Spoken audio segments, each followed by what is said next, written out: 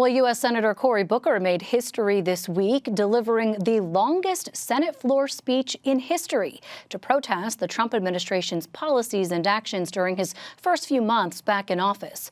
For progressives, it was the fire they've been waiting for from the party, 25 hours and 5 minutes railing against Trump's agenda and the harm Democrats say it's inflicted.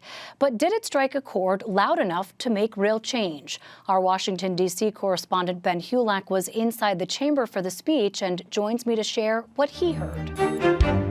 Ben, good to talk to you. Obviously, a very long day and night for all the folks there on the Hill. What was the sense you got being in the room there about folks on both sides of the aisle who came in to see this now pretty historic speech? Yeah, it takes a lot in a big moment for members of Congress to really sit up and pay attention in some ways. And there was a sense of history as it was building, as Senator Booker was approaching this historic mark last night. And House members trickled over from their side of the Capitol throughout the day, in and out of votes as the day progressed. And really, Booker held the chamber in a rapt, commanding performance, I would say, for the last 45 minutes or so. He's a pretty talented storyteller. He had people crying, laughing. Tammy Baldwin was from Wisconsin. She's a Democratic senator. She was bawling at one point when Booker was describing the last words of John Lewis over the phone to Booker. John Lewis, of course, civil rights icon. And then when Booker broke the mark, just an eruption of applause, very loud, which in the Senate, it's the staid atmosphere. It's very old school, very demure. And there's a rule against applauding from the gallery. And of course, the gallery was full of a lot of House Democrats and staffers. And that rule was immediately thrown out the window, rapturous applause. And then Booker kept going. And he was absolutely mobbed, trying to leave the floor after this marathon effort last night. So quite a big political stirring moment that a lot of people will remember. Yeah, I mean, you got that sense. I watched the last hour and a half of it where it felt like the energy was really palpable. Were there Republicans in the room? And you know, a lot of what people want to know is, what are the practical implications of this? What did he want to achieve, and is he on his way to achieving it? There were some Republicans.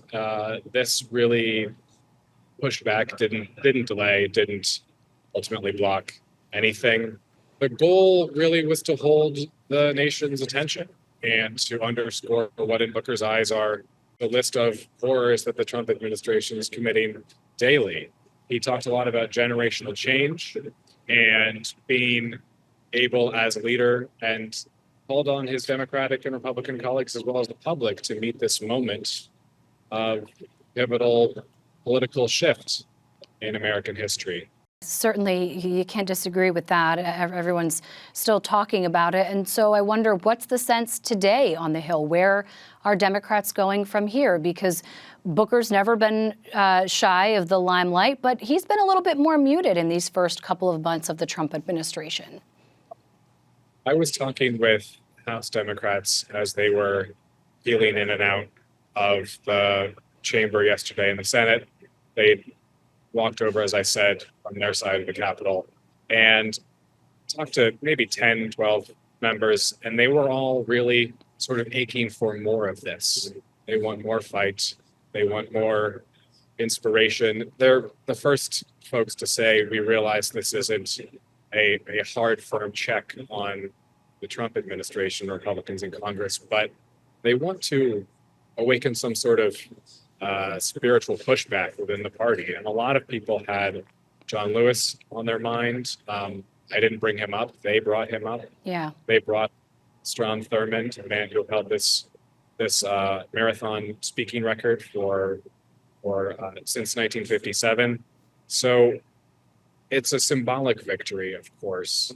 We'll see how it pans out. You know, Mr. Booker he of course ran for president in 2020. That fizzled out. I was asking members, would they back him? They had a vote in the Senate. Would they back him for leader? Bonnie Watson Coleman said, oh yeah, he's my guy. and said, yeah, same for a presidential bid. We'll see what pans out from that. You can check out Ben's full reporting on our website, njspotlightnews.org. Ben, thanks so much for the chat. My pleasure.